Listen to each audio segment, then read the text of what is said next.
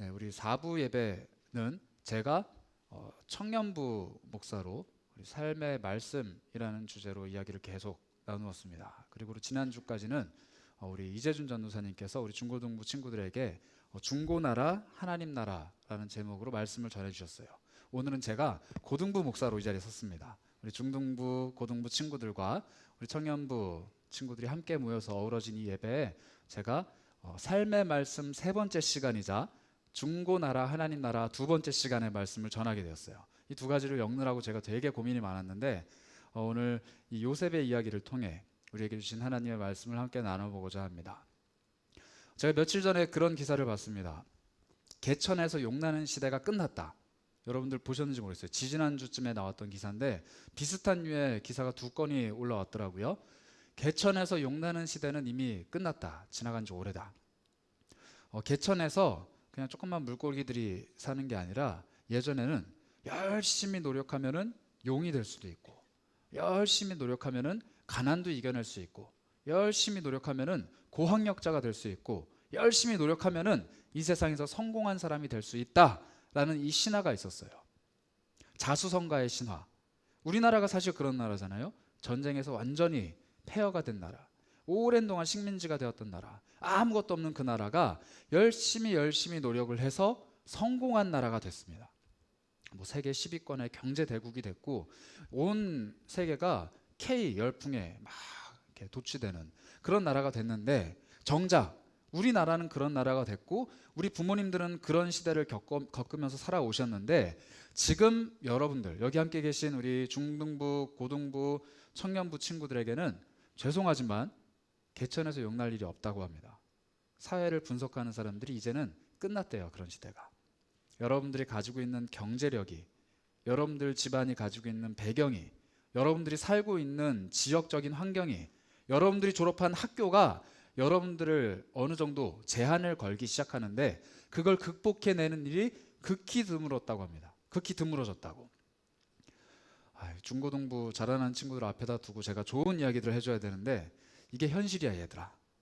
사람들이 그렇게 얘기를 하고 있어. 우리는 이제 좀 노력을 해도 잘 안 돼. 많이 노력을 해야 조금 될까 말까 한 시대를 살고 있어.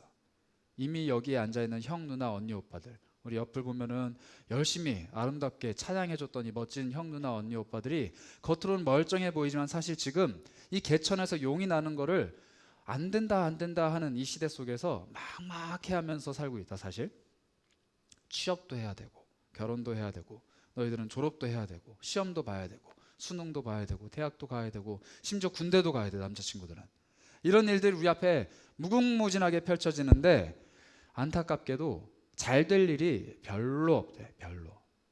여기 아마 지금 한 100여 명 정도 앉아 계신 것 같은데 이 중에 용이 될 분들이 한 분 계실까 말까? 100분의 1, 1000분의 1, 만분의 1? 제가 너무 비관적인 이야기를 하고 있나요? 우리 선생님들? 이게 비관적이고 너무 뭐랄까요? 나쁜 쪽만 바라보는 이야기인가요? 우리가 살아가는 시대가 사실 그런 시대 아닐까요? 오늘 성경은 이렇게 개천에서 용나는 이야기를 우리에게 보여주는 것 같습니다. 요셉이 사실 그런 사람이었거든요. 아무것도 없는 환경에서 막 고생하다가 큰 나라 이집트의 총리가 된 사람인데, 사실 요셉을 자세히 보면은 그 사람은 개천에서 용난 케이스가 아니에요. 그렇죠? 요셉의 아버지는 일단 부자였습니다. 굉장한 부자였어요. 굉장한 부자이다 못해 아내가 4명이나 있었어요. 그리고 형들이 위로 10명이나 있었습니다. 이 사람들이 다 빵빵해요. 집에 재산도 많고 가족도 엄청 많고 주변에서 그 집안을 건드릴 집안이 없었어요. 그런데 그 아버지가 막내 아들이었던 요셉을 사랑해요. 11번째 아들. 물론 나중에 동생이 태어나긴 하지만 요셉을 너무 사랑해서 아버지가 10명의 형은 제끼고 요셉만 너무 사랑해요. 이 요셉은 지금 부잣집 아들로 태어났는데 심지어 막내 아들이어가지고 형들하고 뭐 경쟁할 것도 없이 형들은 완전히 제끼고 아빠가 얘만 너무 좋아해. 여러분들 한번 상상을 해보세요. 우리 중고등부 친구들 행복한 상상입니다. 집에 우리 아버지 재산이 막 한 100억, 1000억 막 이렇게 있어요. 우리 아버지가 공장을 굴리는데 막 기계가 한 100대가 막 돌아가요. 종업은 또 엄청 많아. 근데 우리 형이 한 대여섯 명이 한 10명 있어, 형들이. 그런데 아빠가 집에 오면은 형들은 보지도 않고 나한테만 와갖고 막 이러고 너 필요한 거 없니? 용돈 줄까? 뭐 하자 뭐 하자 막 계속 이래요. 그리고 내가 어디를 가든지 형들이 날 못 건드려. 아무도 못 건드려. 왜냐면 혼나. 나 건드리면 아빠한테 혼나. 이런 삶이 요셉의 삶이었어요. 몇 살까지? 17살 때까지. 지금 고1 친구들 한번 손 들어 보실래요? 이 친구들이 17이죠. 지금 여기 앞에 있는 친구들 17이죠. 이 나이가 될 때까지 아무도 건드리지 못하는 삶을 요셉이 살았어요. 그런데 일이 벌어집니다. 우리 지난주에 이재준 전선생님이 너무 실감나게 잘 말씀해 주셨는데 형들이 이 요셉을 가져다 버려요. 버리는 정도가 아니라 외국에 팔아버립니다. 말도 안 통하는 그 이집트 땅에다가 팔아버리는데 말 그대로 인신매매예요. 인신매매. 우리나라 사람을 잡아다가 뭐 저기 먼 나라 이웃나라 먼 나라에다가 팔아버리는 거예요. 노예로. 말도 안 통하는 그 나라에 가서 이제 일을 하기 시작해요. 열심히 일을 해요.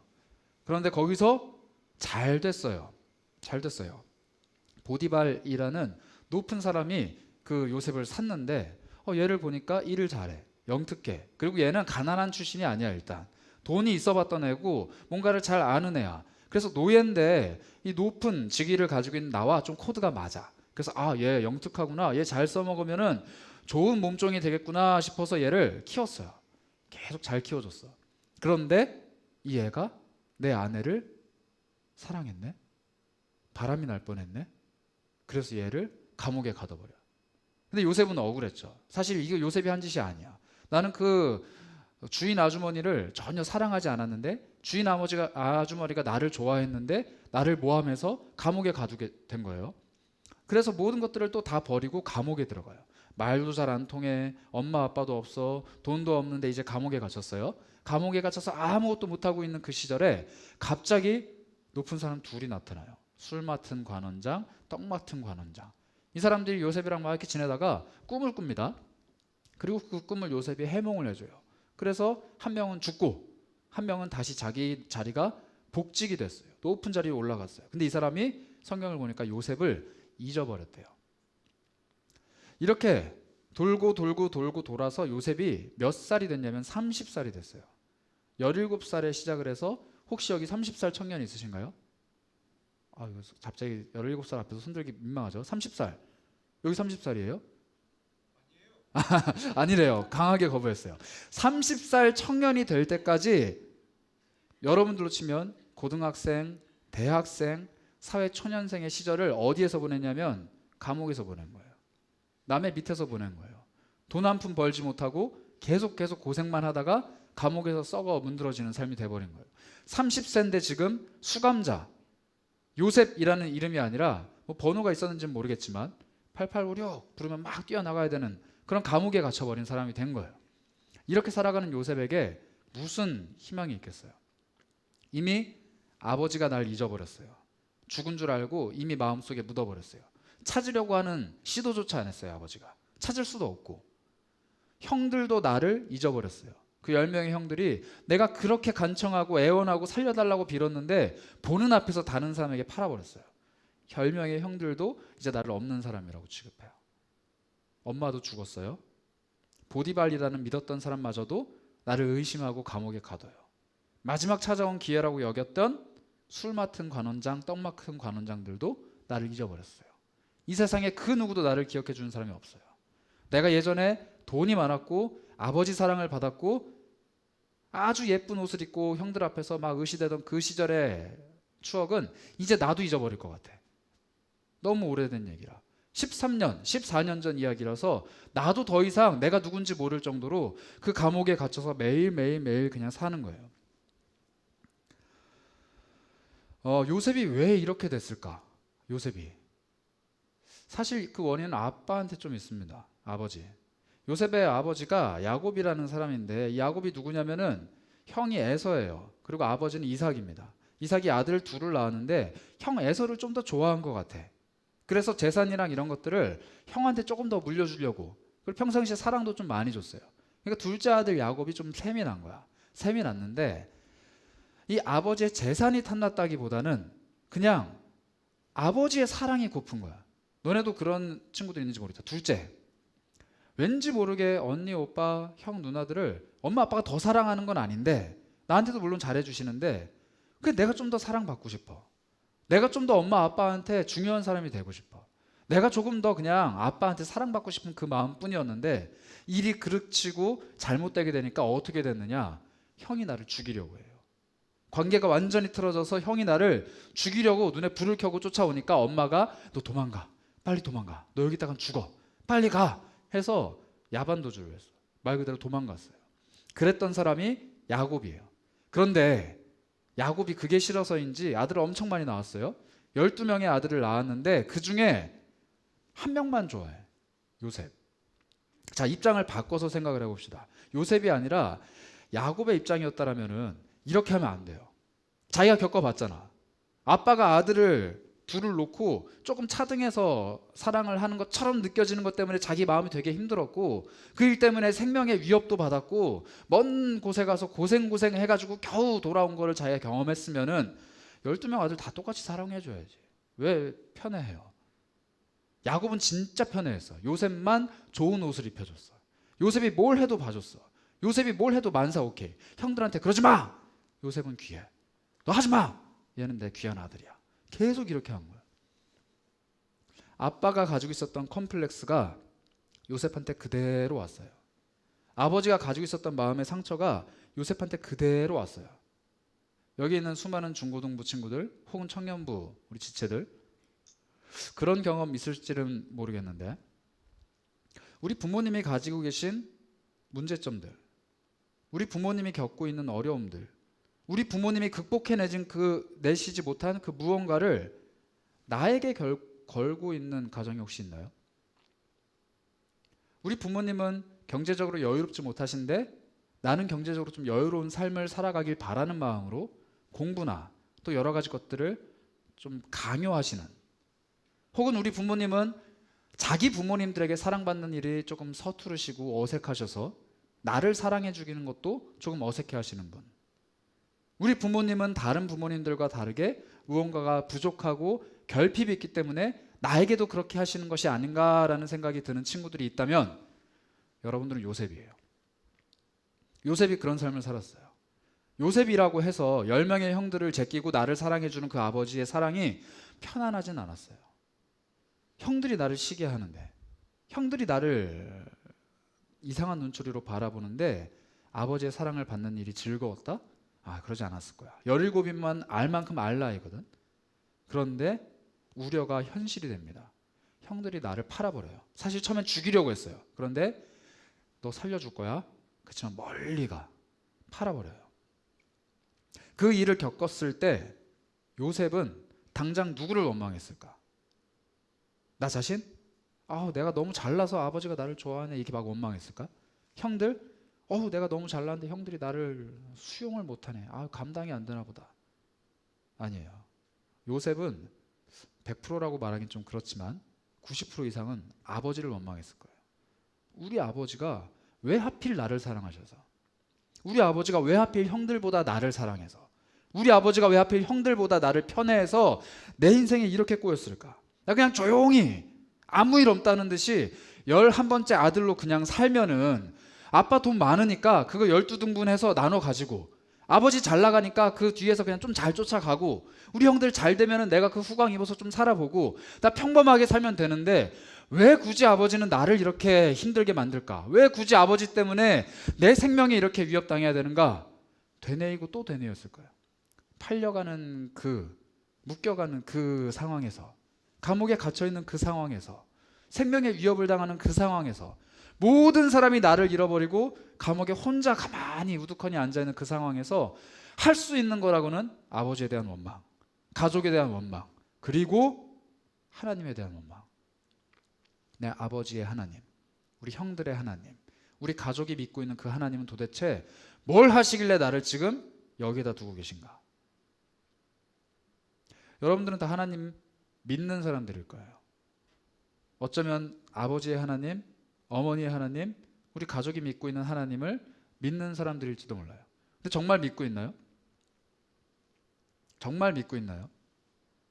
내가 어려운 일을 당할 때 왜 나에게, 내가 감옥에 갇혀 있는 것만은 그 순간, 그럴 것 같은 순간이 찾아왔을 때 왜 나에게 하나님은 왜 나에게? 라는 질문이 계속 반복되다 보면은 과연 나는 하나님을 믿는다라고 끝까지 그 믿음을 유지할 것인가? 아니면 완전히 내팽겨치고 하나님은 없다라고 말하며 떠나갈 것인가?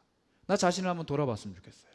우리 중등부 친구들, 고등부 친구들, 여러분들 나이쯤 되면은 이미 알 거야. 나는 하나님을 믿는다. 아니, 나는 아직 하나님 모르겠다. 나는 하나님을 나의 구주로 시인하고 예수 그리스도를 믿는 믿음으로 살아가는 사람이다. 아니, 나는 아직 부모님의 신앙 그 이상은 절대 갖지 못한 것 같다. 알 거야. 여러분들의 양심이 이야기를 하고 있고 여러분 속에는 영혼들이 고백을 하고 있을 거예요. 아닌 척하고 있을 뿐이지. 엄마 아버지가 교회 가라고 하니까 알겠어요 하고 가서 앉아있고, 현장 예배 재개됐다고 하니까 알겠어요 하고 와서 레크레이션 하고, 예배한다고 했고 알겠어요 그럼 스티커 앞에 앉아야겠네 앉아있고, 찬양하니까 박수치고, 설교하니까 듣고, 기도하니까 고개 숙이고, 집에 가라고 하니까 가고. 이 신앙이 계속 반복되다 보면 어느 순간 내 신앙이 아니라 아버지의 신앙, 가족의 신앙, 그리고 내가 모르는 하나님을 믿는 그 신앙 안에서 굴레처럼 돌아갈 텐데, 이제 여러분들이 자라서 청년이 되기 시작하면은 바뀌어요. 교회를 가지 않아도, 하나님을 믿지 않아도 더 이상 부모님이 나에게 뭐라고 하시지 못해요. 나는 이미 독립된 한 명의 성인이니까. 내가 선택해서 교회를 가지 않아도, 내가 선택해서 하나님이 없다라고 이야기를 해도 부모님이 마음 아파하시겠지만 강요할 수 없는 시절이 와요. 3년 뒤에, 6년 뒤에, 어쩌면은 몇 년 뒤에. 내 머릿속으로 하나님을 믿는다라는 생각이 있어도 내 영혼이 그것에 대한 확신이 없던 그 사람이 시간이 지나서 어른이 돼버리면은 나 하나님 안 믿어 라고 얘기했을 때 그 누구도 아니야 라고 말해줄 수 없는 그때가 찾아올지 몰라요. 여러분들 그런 사람이 되지 않기를 진심으로 바랍니다. 여러분들 지금 하나님을 붙잡아야 돼요. 지금 하나님을 붙잡아야 돼요. 왜냐하면 요셉이 그렇게 살았어요. 아까 말씀드렸잖아요. 수많은 시간을 굴러서 13년이라는 긴 시간 동안 우리 같으면은 학교도 다니고 이것저것 좋은데 다 다니고 대학 생활도 하고 연애도 하고 못할 수도 있겠지만 하고 행복하게 잘 살다가 30이 돼서 결혼 생각도 하고 뭐 직장 생활 돼서 돈도 모아서 차도 끌고 다니고 해야 되는데 감옥에 있다 생각을 해봐. 그때 요셉은 하나님을 붙잡았어요. 30이 된 어느 날 요셉이 바로 앞에 섭니다. 왕 앞에 가요. 그리고 왕의 꿈을 해몽해요. 예전에 해몽했을 때 잊어버렸던 그 관원장이 기억을 해냈거든. 그래서 거기 가서 해몽을 해요. 그런데 놀라운 일이 벌어져요. 30밖에 안 된 그 사람, 외국인이죠. 감옥에만 계속 있었죠. 심지어 성범죄자였죠. 그 사람을 바로가 뚫어지게 쳐다보면서 그 안에 있는 하나님을 봐요. 바로는 하나님 믿는 사람 아니에요. 이집트 왕이에요. 파라오는 자기가 그냥 신이야. 그런데 그 바로가 뭐라고 얘기를 하냐면, 저 사람처럼 하나님을 아는, 하나님이 저 안에 있는 사람이 우리들 중에 누가 있냐. 감옥에만 있었던 요셉이 왕 앞에 섰을 때 왕의 눈에는 하나님이 보였어요. 여러분들 지금 감옥 같은 학교를 다니고 감옥 같은 취업 전선에서 계속 노력을 해야 되고 감옥 같은 인생을 살아간다고 스스로 가슴을 두드리면서 어찌할 바를 몰라서 헤매고 있는데, 어느 순간 하나님 앞에 딱 섰을 때, 아니 어느 순간 세상 앞에 섰을 때 세상 사람들이 여러분들을 딱 쳐다보고 하나님의 사람이구나 라고 고백할 수 있는 복이 있기를 축복합니다. 여러분들 지금 어떤 시간 보내고 계세요? 코로나 때문에 계속 집안에만 있고 계속 우리의 삶이 쳇바퀴처럼 돌아가고 있는 이 시기, 모여서 예배하지도 못하고 하나님 찾기는커녕 학교도 제대로 못 가고 뭐 아무것도 할 수 없는 이 시기에 누군가는 감옥에 갇힌 것처럼 그냥 주는 밥 먹고 하라는 대로 하고 그냥 그렇게 시간을 흘려보내요. 그런데 누군가는 요셉처럼 감옥에 갇혀 있지만 아무것도 할 수 없지만 하나님을 찾는 일에 애를 써요. 성경에 그거 안 나와 있어요. 요셉이 감옥 안에서 뭘 했는지 안 나와 있어요. 그러나 성경은 얘기해요. 요셉이 보디발의 집에 끌려갔을 때도 요셉이 형통했다라고 이야기를 하고, 요셉이 바로 앞에 섰을 때도 그의 안에 하나님의 영이 충만하다라고 얘기를 했고, 요셉의 삶에 매우 어려운 그 순간순간들마다 하나님이 그와 함께 하셨다라고 분명히 얘기해요. 여러분들 지금 어디에 있는지 한번 돌아봤으면 좋겠어요. 중고등부 수련회 제목이 중고나라 하나님 나라입니다. 하나님 나라가 중고냐, 하나님 나라가 뭐 벼룩시장이냐 이럴 수 있는데, 중고라는 그 단어에 저희가 좀 의미를 담았어요. 먼저 중고등부 수련회니까 중등부 고등부라는 의미가 있고, 또 하나는 한자예요. 무거울 중자에 높을 고자를 써서 무거운 삶이지만 높은 곳으로 이끌어 가시는 하나님이라는 중의적인 의미를 담았습니다. 요즘 청소년들 얼마나 무거워요? 지금 오늘도 아침에 학원 갔다가 온 친구들도 있고, 이제 학원 가야 돼서 무거운 가방 들고 온 친구들도 있고, 학원도 안 가는데 그냥 무거운 가방 들고 온 친구도 있더라고요. 아까 보니까 또 학원 가니 이럴 때 그냥 무거운 거 들고 왔대요. 그 왜 가져왔는지 모르겠는데 그게 그냥 자기 유니폼이에요. 책을 짊어지고 다니고 학생이라는 이름을 가지고 살아가야 되는, 그렇게 살아가야 되는 게 그냥 우리 청소년들의 유니폼이에요. 청년들은 더하죠. 이제 취업도 해야 되고 졸업도 해야 되고 결혼도 해야 되고 수많은 인생의 무게들이 어깨에 짊어진 채로 무겁게 터벅터벅 하루하루를 걸어가는데, 그 걸어가는 시간마다 하나님께서 동행하시고 그 사람을 붙들고 하나님이 단련시키시기 시작하고, 어느 인생의 한 순간에 하나님이 그를 높은 곳으로 끌어올려서 세우실 건데, 이 무거운 한 인생을 높은 곳, 고로 하나님이 끌어올리실 건데 준비해야 되지 않겠어요?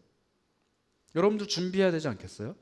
언젠가 하나님이 나를 들어 쓰실 건데, 언젠가 하나님이 나를 높은 곳에 올리실 건데, 언젠가 나를 하나님께서 좋은 자리에 끌어올리실 건데, 만약 요셉이 준비되지 않았다면 오늘 우리가 읽은 이 본문, 요셉이 형들을 만나는 그 사건 앞에서 요셉은 분명히 칼을 빼들었을 거예요. 그렇잖아요? 야, 너네 잘 걸렸다. 13년 전에 너네가 나를 팔았지? 오케이, 일로 와. 그러면서 속이죠. 가서 베냐민 데려오고, 막내 동생, 그리고 아버지도 모셔와. 속여서 다 모셔온 다음에 아버지 목에 칼을 들이밀면서 왜 나를 그렇게 편애하셨어요?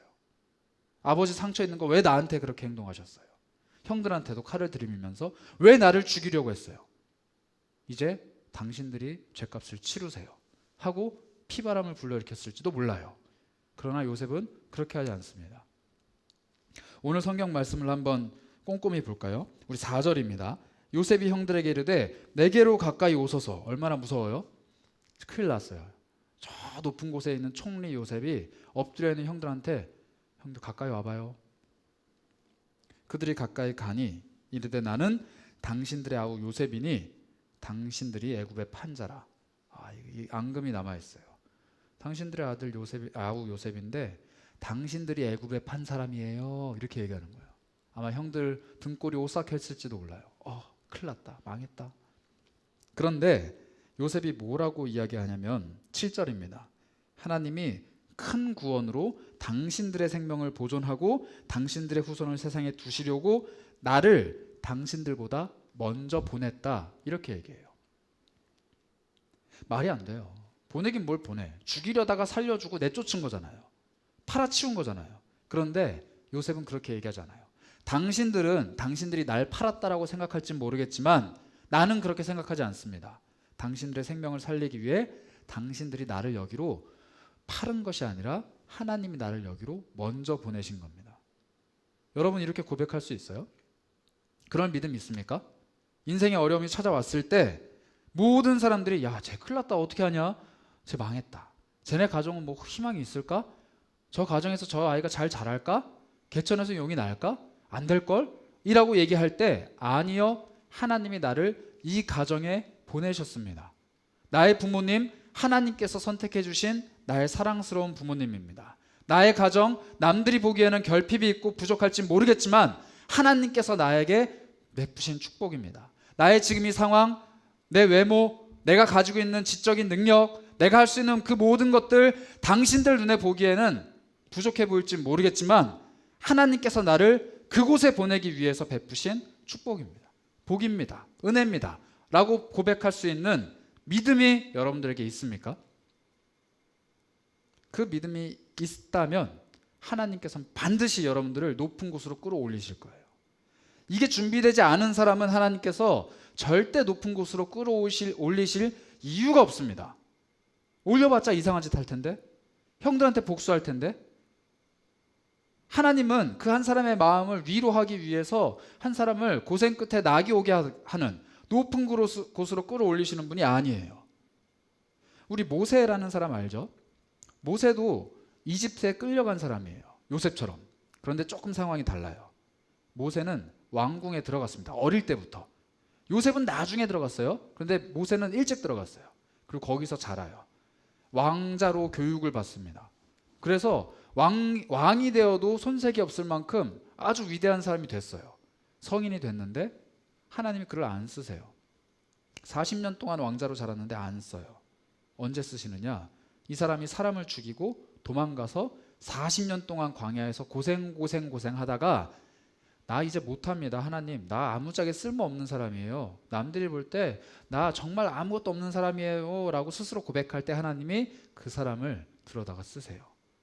이집트를 완전히 굴복시키고 자기 나라, 자기 민족 이스라엘 백성들을 끌고 나오는 그 위대한 리더로 모세를 쓰시는 거예요. 다윗은 어떤가요? 여러분들 나이 때 다윗 뭐 했냐면요, 골리앗을 때려 죽였어요. 물맷돌 돌려서 빡 던져서 골리앗 머리에 빡 해가지고 딱 쓰러진 그 골리앗, 엄청 큰 그 장수에게 찾아가서 칼을 끄집어서 그 사람의 목을 자르는. 여러분 그거 할 수 있겠어요? 남자친구들 군대 가서 총 쏘는 법도 아직 안 배웠는데 그걸 던져가지고 사람 목을 썰어서, 너무 표현이 격한가요? 사람 목을 잘라서 전쟁을 승리로 이끄는 위대한 전사의 일을 여러분들이 지금 할 수 있겠어요? 13, 14, 15, 16, 17, 18 친구들이 할 수 있겠냔 말이에요. 다윗 그거 했어요. 하고 전쟁 영웅이 돼서 이 땅에 돌아왔는데 하나님이 그를 왕으로 세우는 게 아니라 광야로 내쫓으세요. 사울이 그를 죽이려고 쫓아다녔거든요.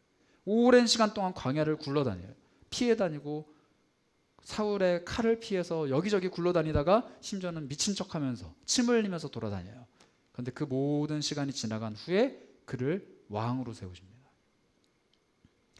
지금 여기 있는 우리 청소년들, 청년들, 여러분들 인생에 밝은 빛이 빨리 찾아오기를 기도하고 계십니까? 저도 그랬으면 좋겠어요. 여러분들 젊은 시절부터 빨리 성장해서 하나님 나라의 귀한 일꾼 됐으면 좋겠어요. 그런데 준비되지 않은 사람이 하나님 나라의 일꾼으로 스스로 자부하는 그 순간 얼마나 많은 일들이 깨어지고 잘못되는지 우린 너무 잘 알아요. 기독교인이라고 해서, 예수님 잘 믿는다고 해서 우리가 믿었는데 큰 사고 치고 큰 어려움을 겪게 하고 정말 사람들이 보기에 부끄러운 만행을 저지르는 잘못된 그리스도인들이 얼마나 많았어요? 여러분들은 그런 삶을 살면 안 됩니다. 우리 친구들, 우리 청년들은 더 고생하고, 더 굴러다니고, 더 힘겹고, 더 무거운 짐을 짊어져야 돼요. 그리고 그 중에 하나님을 붙잡아야 돼요. 아무도 알지 못했던 그 꼬맹이 요셉이 저 먼 나라에서 하나님 붙잡고 자기 생명을 겨우겨우 유지했듯이 여러분들 이 지치고 힘든 세상 속에서 하나님 한 분 붙잡고 겨우겨우 살아남아야 돼요. 그래야 나중에 하나님이 여러분들을 귀하게 쓰실 거예요. 내 인생의 짐이 너무 무겁습니까? 내가 가지고 있는 이 한계가 너무 큰가요? 나의 부모님, 나의 가족이 가지고 있는 그 기대감 때문에 내가 눌려 있나요? 내가 할 수 있는 게 너무 없어서 하나님 앞에서 눈물만 그렁그렁 짓고 있나요? 그때가 바로 하나님을 붙잡아야 될 때입니다. 그리고 그 붙잡는 손길을 하나님은 절대 외면하시지 않을 거예요. 여러분들을 이제 붙잡고 높은 곳으로 끌어올리실 준비를 하고 계신 분이 바로 하나님이에요. 그런데 안 딸려와요. 아직 준비가 안 됐거든. 그럼 하나님이 어떻게 하시느냐? 계속 그곳에 두시고 동행하세요. 같이 걸어다니세요. 계속. 요셉이 갔던 보디발의 집에도 하나님이 같이 가셔서 그를 형통하게 하셨고, 요셉이 끌려갔던 감옥에도 하나님이 같이 가셔서 그를 복되게 하셨고, 요셉이 바로왕 앞에 섰을 때도 하나님이 같이 가셔서 하나님 자신이 그의 안에 계신 것을 드러나 보이셨어요. 여러분들 어딜 가든지 하나님이 동행하실 겁니다. 임마누엘의 하나님, 우리와 함께 계시는 성령 하나님, 우리와 동행하기를 원하시는 예수 그리스도의 영이 여러분들과 함께 늘 동행할 거예요. 내가 아무리 무거운 짐을 짊어지고 있다고 할지라도, 아무리 높은 곳이 아니라 정말 낮은 밑바닥을 걸어 다닌다고 할지라도 하나님이 같이 가실 거예요. 그리고 언젠가 여러분들 인생의 가장 중요한 그 순간에 여러분들을 끌어올리실 겁니다. 이건 최면이 아니에요. 자기 만족이 아니에요. 제가 여러분들께 근거 없는 이야기를 하는 게 아닙니다. 성경이 그렇게 이야기합니다. 그리고 여기에는 수많은 믿음의 선배들이 그렇게 살아왔어요. 여러분들 하나님을 꼭 붙잡으시길 바라요. 내가 가진 게 없을 때, 내 삶이 너무 무거울 때, 내가 할 수 있는 게 아무것도 없을 때 하나님 붙잡는 여러분들이 되길 바랍니다. 그리고 하나님께서 여러분들을 높은 곳으로 끌어올리셨을 때 하나님을 고백하는 사람들이 되길 바라요. 내가 아니라 하나님께서 여기까지 나를 보내셨다. 요셉이 형들에게 하는 맨 마지막 말이 이겁니다. 8절. 그런즉 나를 이리로 보내신 이는 당신들이 아니요 하나님이시라. 당신들이 나의 삶을 이러쿵저러쿵 평가한다고 하더라도, 당신들이 나의 삶에 이런저런 조언을 한다고 할지라도 이런 태도가 아니에요. 당신들 뭐라 하든지 나는 하나님 붙잡고 갈 거야, 열심히 가는 그런 태도가 아니라 하나님께서 당신들을 통해서 나에게 역사하셨습니다 라는 고백이에요. 마지막으로 여러분들께 꼭 권면드리고 싶어요. 가족, 특히 부모님, 그분들, 그 존재가 내 삶을 붙잡고 있는, 높이 날아오르지 못하게 내 발목을 붙잡고 멀리 달려가지 못하게 내 발목을 붙잡고 있는 존재라고 생각하는 친구들이 있다면 생각을 바꾸시길 바라요. 요셉은 분명히 이야기합니다. 당신들이 나를 보낸 것이 아니라 하나님이 나를 이곳에 보냈습니다. 하나님께서 나를 애굽의 노예로 파셨고, 하나님이 나를 보디발의 집에 보내셨고, 하나님이 나를 감옥으로 보내셨습니다. 형들이 한 거지만 하나님이 하신 거예요. 여러분들도 그렇게 고백해야 됩니다. 부족한 우리 부모님, 부족한 우리 가정, 내가 가지고 있는 이 수많은 부족한 것들 어쩔 수 없이 내가 감내해야 되는 것이 아니라 하나님이 하신 거예요. 태어날 때부터 가족 골라서 태어난 사람이 있습니까? 없어요. 하나님이 보내주셨어요. 태어날 때부터 부모님들 후보 1, 2, 3 놓고 고른 친구 있나요? 아니에요. 하나님이 붙여주셨어요. 우리 부모님, 우리 가족은 하나님께서 나에게 주신 복입니다. 그리고 그분들을, 그 존재들을 통해서 하나님이 일하실 거예요. 여러분들의 가정은 하나님이 여러분들을 단련시키고 훈련시키고 그리고 성장케 하는 하나님의 도구입니다. 꼭 기억하세요. 내 삶이 무거울수록 하나님은 나를 더 높은 곳으로 끌어올리실 준비를 하고 계십니다. 그리고 지금 여러분들의 그곳은 바로 가정이에요. 이 시간에 우리 찬양 한 구절 했으면 좋겠는데요. 우리 중고등부 친구들을 생각하면서 제가 많이 묵상을 하다가 이 찬양이 참 많은 도움이 되고 힘이 됐겠다라는 생각을 마음이 들어서 우리 찬양을 준비해봤습니다. 이 찬양의 고백은 하나님께서 내 앞에 큰 물을 보여주시는데, 베드로가 그랬던 것처럼 주님 손 붙잡고 이 물 위를 걸어가고 싶은데 용기도 없고 힘도 없고 심지어 물이 갈라지지도 않는, 모세가 물을 이렇게 팍, 명령한 물이 팍 갈라지듯이 그런 일이 일어나지 않을 때 하나님이 나를 붙잡고 그 물 위를 걸어가게 하신다, 이런 고백이에요. 우리 찬양 잘 모르는 친구들이 있을 수도 있는데 가사를 뚫어지게 보세요. 가사를 한번 보세요. 사람들이 무엇라고 고백하는지, 하나님을 믿고 하나님을 깨닫고 하나님 붙잡고 살아가는 사람들이 도대체 뭐라고 고백하는지 한번 보세요. 그리고 그 고백이 내 고백이 됐으면 좋겠다, 이렇게 결심하세요. 그런 시간이 됐으면 합니다. 우리 함께 찬양하겠습니다. 내게 허락하신 시련을 통해 나의 믿음 더욱 강하게 자라나고,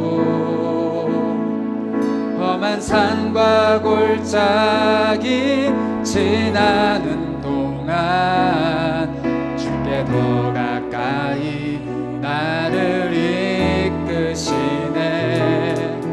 내가 겪는 시험이 어렵고 힘겨워도 내 주님보다 크지 않네. 내 앞에 바다가 갈라지지 않으리라. 주가 나로 바다 위 걷게 하리. 나는 믿네, 나는 믿네. 주의 능력으로 내 삶 새롭게 되리. 나는 믿네. 주의 능력으로 담대히 나가리라. 주와 함께 싸워 승리하리라. 날마다 믿음으로 나 살아갈. 다시 한번 고백합니다. 내가 허락하신 시련을 통해 나의 믿음 더욱 강하게 자라나고, 험한 산과 골짜기 지나는 동안 주께 더 가까이 나를 이끄시네. 내가 겪는 시험이 어렵고 힘겨워도 고백합니다. 내 주님보다 크지 않네. 아멘. 내 앞에 바다가 갈라지지 않으면 주가 나로 바다 위 걷게 한. 나를 믿네, 나를 믿네. 주의 능력으로 내 삶 새롭게 되리. 나는 믿네. 주의 능력으로 담대히 나가리라. 주와 함께 싸워 승리하리라. 날마다 믿음으로 나 살아가리. 우리 이 시간 함께 기도하기 원합니다. 여러분들 어떤 삶을 살아가고 있나요? 말 못할 어려움들이, 차마 누군가에게 이야기하지 못하는 슬픔이, 우리 가족이 함께 끙끙 앓고 있는 문제가, 내 부모님을 바라볼 때마다 불만족스러운 그 문제들이 내 삶을 강하게 누르고 있지는 않습니까? 절대 극복할 수 없다고, 절대 이겨낼 수 없다고, 절대 해결될 수 없다고 생각하는 그 문제가 큰 바다처럼, 망망대해처럼 내 앞에 펼쳐져 있지는 않습니까? 기억하세요. 하나님은 바다를 가르신 분입니다. 기억하세요. 하나님은 바다 위를 걷게 하시는 분입니다. 기억하세요. 하나님은 여러분들을 높은 곳으로 끌어올릴 수 있는 분이시고, 높은 곳으로 끌어올리기를 원하는 분이시고, 높은 곳에 있는 여러분들과 함께 기뻐하기를 원하는 분이십니다. 이 시간 나는 믿습니다 고백하는 시간 되기 원해요. 하나님, 내가 믿습니다. 나를 믿음으로 이끌어 주시옵소서. 나를 믿음으로 끌고 가 주시옵소서. 하나님, 내가 극복할 수 없는 이 문제 해결되지 않는다면 그 문제를 뛰어넘어서 더 높은 곳으로 날아 올라가서 하나님을 고백하는 사람이 되게 해주시옵소서. 문제보다 크신 하나님을 내가 믿습니다. 우리 그런 마음으로 잠시 하나님께 기도하도록 하겠습니다. 하나님, 그렇습니다. 내 마음속에 있는 이 수많은 문제들, 내가 겪고 있는 이 육신의 수많은 어려움들, 내가 알고 있는 이 극복할 수 없는 수많은 어려움들이 내 안에 있습니다. 하나님, 우리 친구들에게 있는 이 수많은 어려움들을 하나님께서 극복해내게 하시기 원합니다. 이겨내시기 원합니다. 하나님께서 역경을 풀어주시기 원합니다. 하나님, 우리 친구들, 우리 청년들 함께 앓고 있는 이 수많은 문제들을 하나님 앞에 내놓습니다. 하나님 앞에 내려놓습니다. 하나님, 이겨낼 수 있는 능력으로 주셔서, 이겨낼 수 있는 능력을 베풀어 주셔서 하나님께서 채워주시는 능력이 우리 안에 있기 원합니다. 하나님께서 붙잡으시는 은혜가 우리 안에 있기 원합니다. 우리 친구들 마음을 엎드리고 있고 무거운 짐으로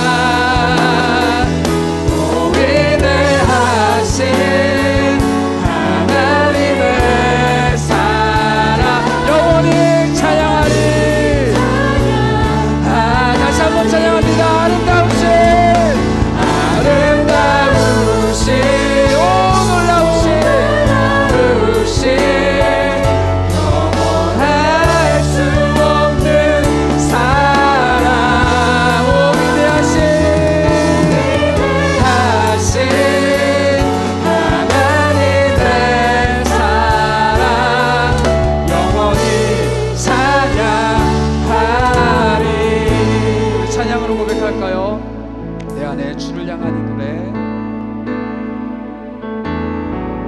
내 안에 주를 향한 이 노래, 영원한 노래 있으니 날 향한 주님의 크신 사랑 영원히 참. 다시 한번 고백하기 원합니다. 내 안에 주님을 향한 노래가 있습니다. 내 안에 주를 향한 이 노래, 영원한 노래 있으니 날 향한 주님의 크신 사랑, 날 향한 주님의 크신 사랑 영원히 찬양하리라, 영원히 찬양하리라, 영원히 찬양하리. 고백합니다. 아름다우신 아름다우신 오 놀라우신 영원할 수 없는 사랑, 오 위대하신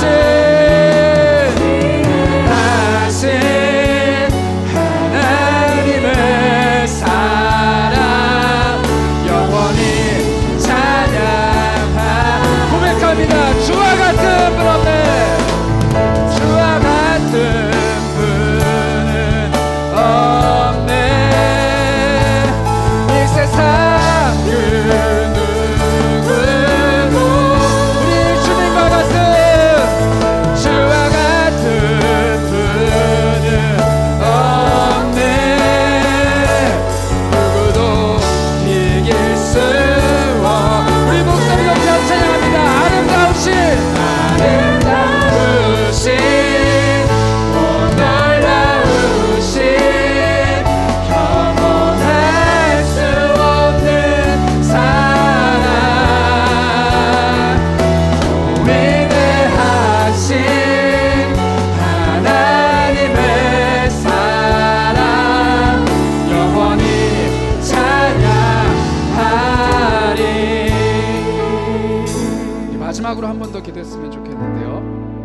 우리 믿음으로 고백하기 원합니다. 하나님, 내 삶이 아무리 어려울지라도, 내 삶이 누가 봤을 때 정말 소망 하나 없는 삶일지라도, 내가 남들 앞에 내세울 것 하나 없는 사람일지라도, 내가 내 마음속에 주님을 향한 이 노래 끊이지 않기를 원합니다. 하나님을 향한 그 소망 꽉 붙잡기를 원합니다. 내가 아무리 낮은 곳에서 전전긍긍한다 할지라도 나를 언젠가 일으켜 세우시고 높은 곳에 두시고 하나님을 고백해 하실 그 하나님을 향한 노래 내가 끊이지 않기 원합니다. 나 하나님 꽉 붙잡기를 원합니다. 내가 어린아이지만, 내가 청소년이지만, 내가 청년이지만, 내가 장년이지만, 내가 그 누구일지라도 나는 하나님을 노래하는 하나님의 사람이 되기를 원합니다. 여러분, 여러분들이 가지고 있는 삶의 여러 가지 상황들 하나님 앞에 내려놓고 나는 하나님만 찬양하길 원합니다. 이런 마음으로 이 시간에 다시 한번 기도하도록 하겠습니다. 기도하겠습니다. 하나님, 친구들을 붙잡아주시고 영혼을 붙잡아주시기 바랍니다. 하나님, 우리에게 주신 여러 가지 환경들 하나님 앞에 맡기며, 하나님 내가 어디에 있든지 하나님을 찬양하고 하나님을 잡고 하나님만 노래하겠다. 내가 하나님만 노래하겠습니다. 내 안에 있는 이 노래를 끊이지 않고 하나님께 올려드립니다. 내 삶을 통하여서, 내 모든 것들을 통하여서, 내가 가지고 있는 모든 것들을 통틀어서 하나님을 찬양하고 하나님 예배하고 하나님을 꽉 움켜쥐겠습니다. 고백하는 우리 친구들에게 원합니다. 하나님, 우리 안에 여러 가지 삶의 정황들이 있지만 오로지 하나님과 붙잡고 달려가기 원합니다. 오로지 하나님과 바라보며 달려가기 원합니다. 내 안에 맡겨주신 하나님의 믿음을 꽉 움켜쥐고 살아가는 사람들 되기 원합니다. 우리 친구들에게 믿음을 베풀어 주셨습니다. 우리 친구들에게 소망을 베풀어 주셨습니다. 우리 친구들의 삶 가운데 찾아와 주셨습니다. 하나님, 살아계신 하나님을 우리 친구들에게서 높이 들어주시기 바랍니다. 찬양합니다.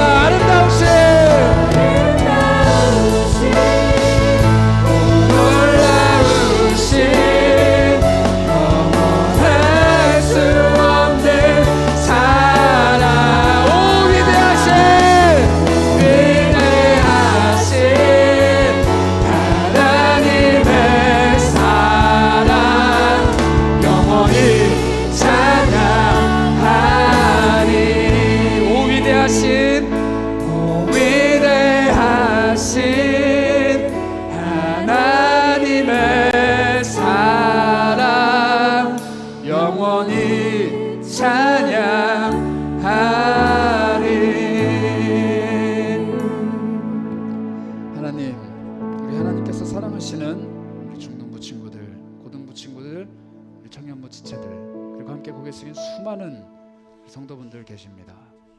우리를 향한 그 끝없는 하나님의 사랑, 내가 어디에 있든지, 어떤 삶의 역경 때문에 땀 흘리고 있든지, 눈물 흘리고 있든지, 피나는 마음으로 주님께 기도하고 있든지, 하나님의 사랑은 늘 한결같습니다.